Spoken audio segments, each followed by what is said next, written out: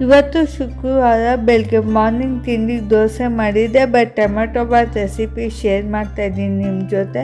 ಪುದೀನ, ಕೊತ್ತಂಬರಿ, ಮೆಣಸಿನ್ಕಾಯಿ, ಕೆಂಪು ಮೆಣಸಿನ್ಕಾಯಿ ಹಾಕ್ಕೋಬೇಕು. ಶುಂಠಿ ಮತ್ತು ಬೆಳ್ಳುಳ್ಳಿ ಎಲ್ಲ ಗ್ರೈಂಡ್ ಮಾಡ್ಕೊಂಡು ಟೊಮೆಟೊ ಕೂಡ ಗ್ರೈಂಡ್ ಮಾಡ್ಕೋಬೇಕು. ಒಂದು ಈರುಳ್ಳಿ ಒಗ್ಗರಣೆಗೆ ಹಾಕ್ಕೊಂಡು ಜೊತೆಗೆ ಹಾಗೆ 1 ಕಪ್ ಬಟಾಣಿ ಹಾಕ್ಕೊಂಡು ಮಸಾಲೆ ಎಲ್ಲ ರುಬ್ಬಿ ಅದನ್ನ ಮಿಕ್ಸ್ ಮಾಡಿಕೊಂಡು ನಾನಿಲ್ಲಿ 2 ಕಪ್ ಆಗೋಷ್ಟು ಅನ್ನ ಹಾಕ್ಕೊಂಡಿದ್ದೀನಿ, 2 ಪಾವು.